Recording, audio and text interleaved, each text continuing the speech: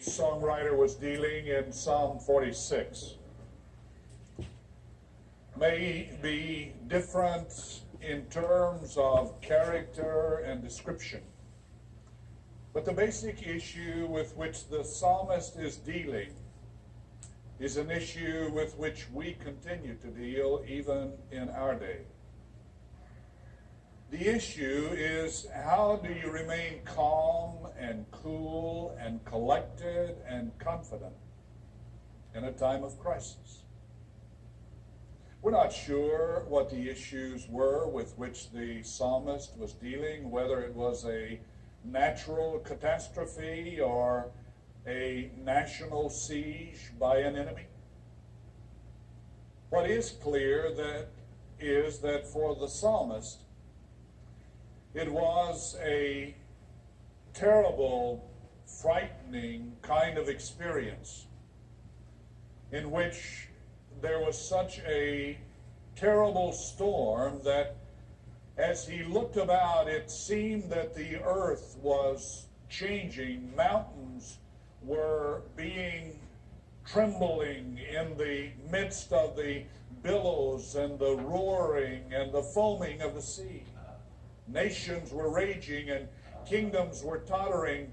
It was not only a life but a creation-threatening event for him. So where do you turn in a time of crisis like that? One of the interesting things about reading and studying the Psalms is to see how the songwriters can focus and draw such dramatic attention on the specific issue with which they want to deal.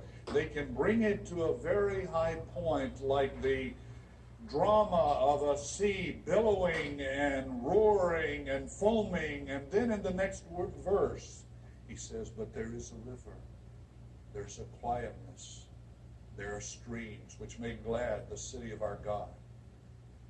An instrumental musician could certainly enjoy dealing with that psalm, to bring the music of the drama of the event into a great crescendo, and then silently hear again the sound of the flute and the strings. Such is the way of dealing with the crises of life, but also the confidence we can have in God.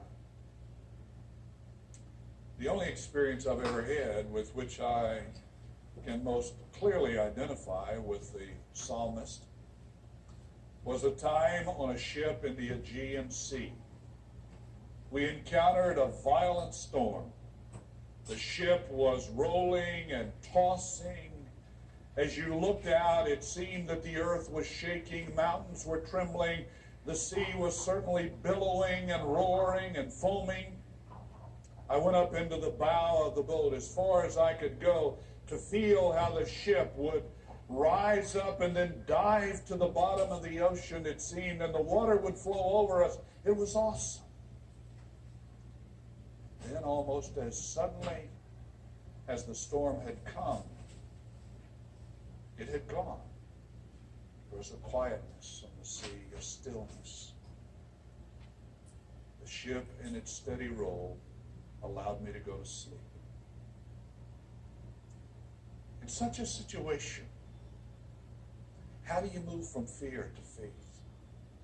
How do you move from crying hysterically to confidence and hope? How do you move from the periphery of all that is going on around you to a center which is stable, and serene, and calm? Many of you likely have not had a kind of cataclysmic experience such as that described by the psalmist, or even one as threatening and exciting as the one I described. Yet many of you have, or you will have, an experience in life in which it feels like the earth is shaking. Life is threatened, at least as you've known life. And in those experiences, where do you turn to find that stabilizing, serene center. Where do you go?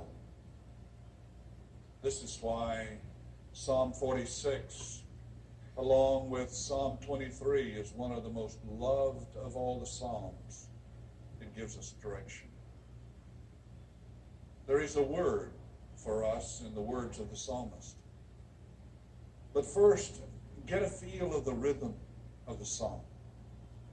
Feel the beat, the movement, the flow. It begins by saying, God is our refuge and strength, a very present help in trouble. That is a statement of faith and experience, not of conjecture. Confidence for a time of crisis comes through a faith which has already been established in the calmer, cooler times.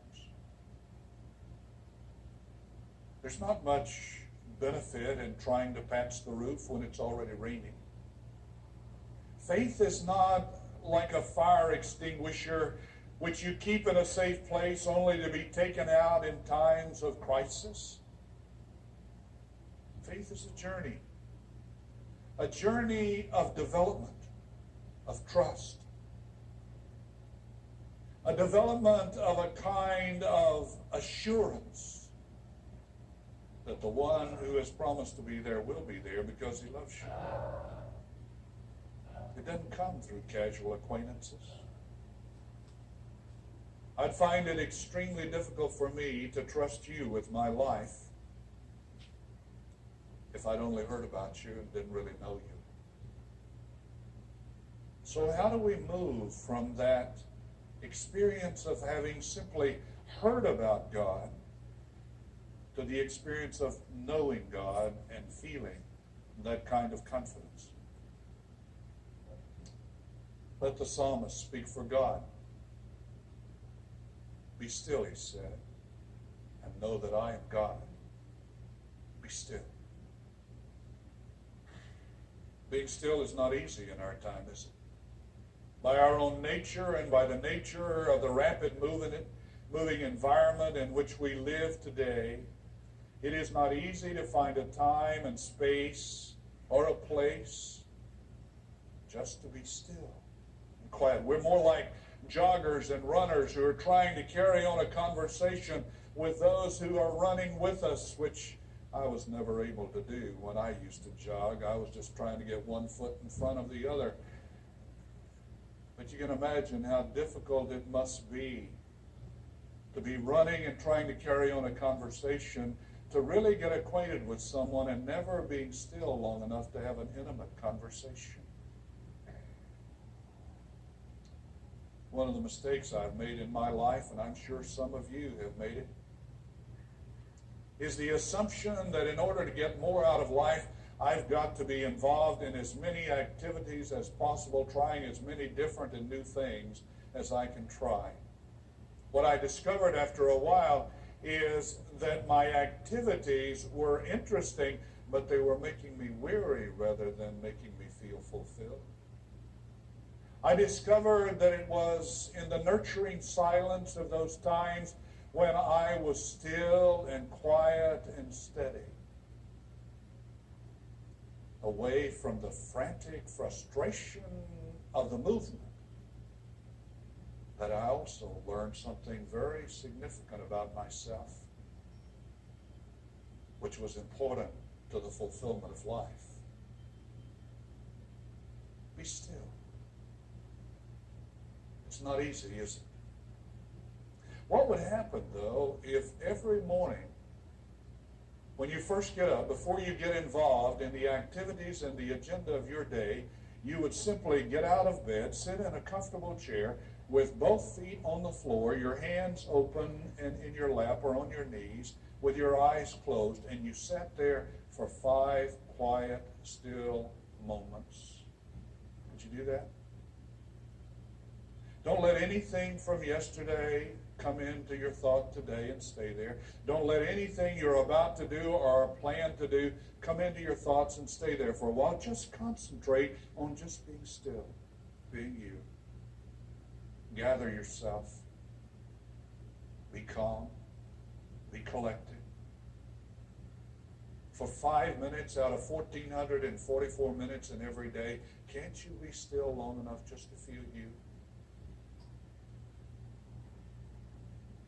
If you can't, be still for 5 minutes to get centered and gathered and calm and the quietness. How do you expect to be centered and gathered and calm in the moving, noisy world into which you're about to go? Be still, he said.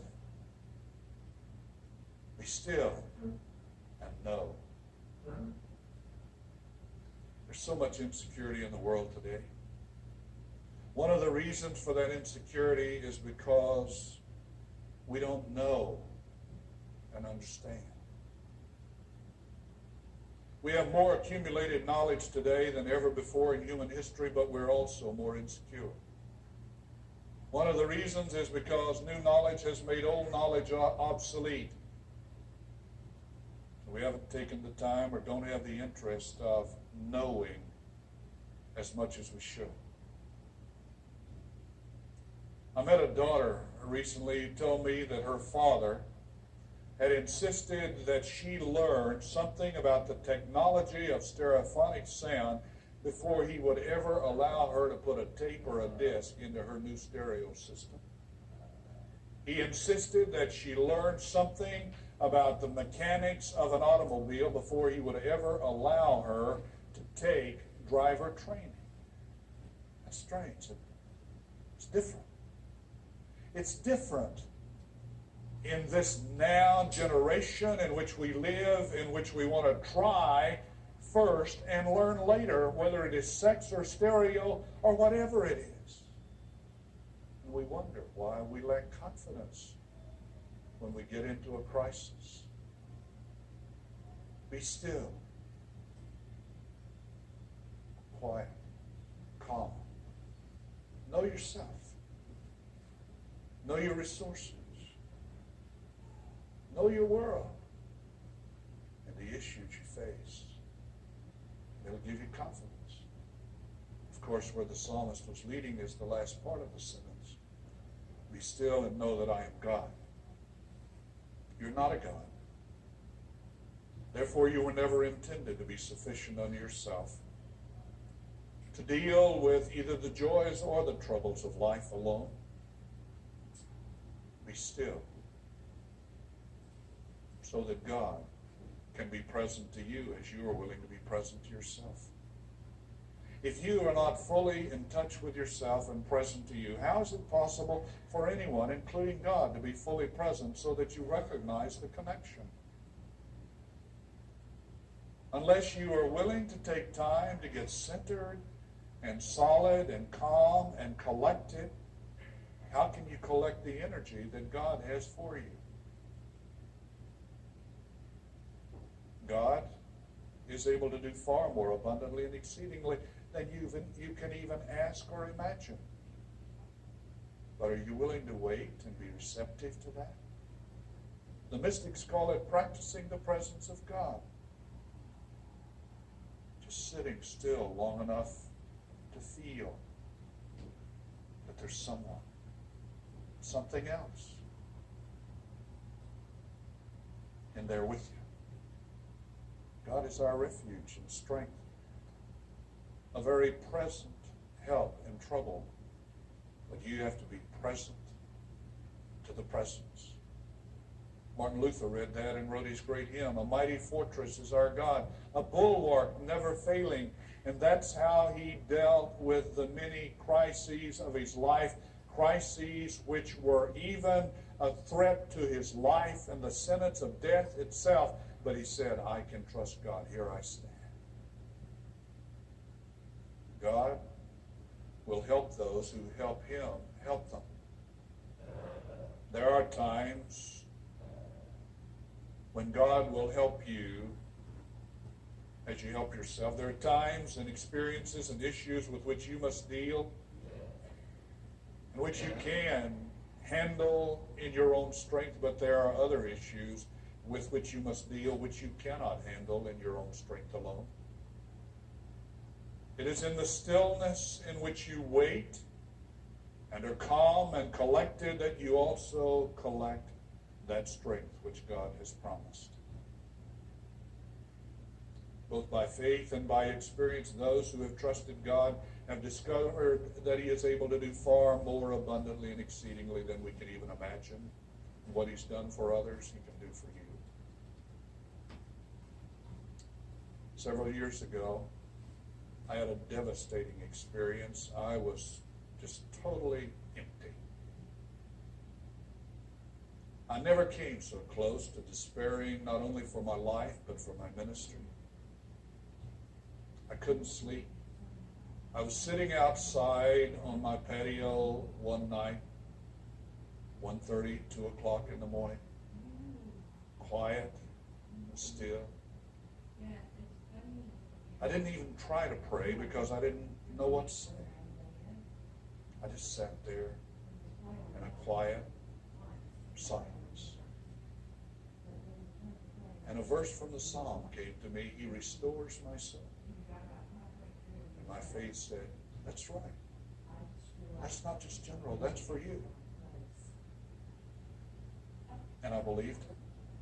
And I got up, and I went inside, and I went to sleep. Like the psalmist, I discovered that God is a refuge and a strength, a very present help in the time of trouble. He restored my soul. Be still. Be good to yourself. Get to know the God who already knows and loves you and has promised to be with you to help you in all of the experiences of life. Love yourself enough to accept God's love. And He who is faithful will make you a conqueror in His love. This is the victory that overcomes the world, John said, our faith. The capacity to remain calm, cool, collected, and confident in a troublesome world is not a matter of personality or of will. It is a byproduct of a faith which knows and is known and is willing to be still inside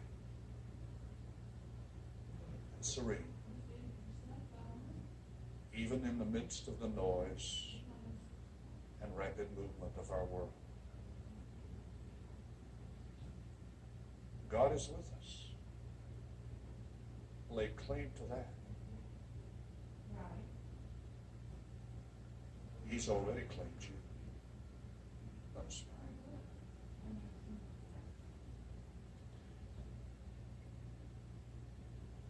pray. Oh God, in the calmness and quietness of our inner being,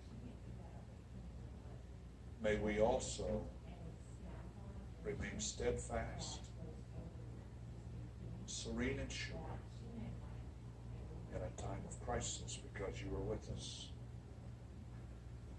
wherever we are.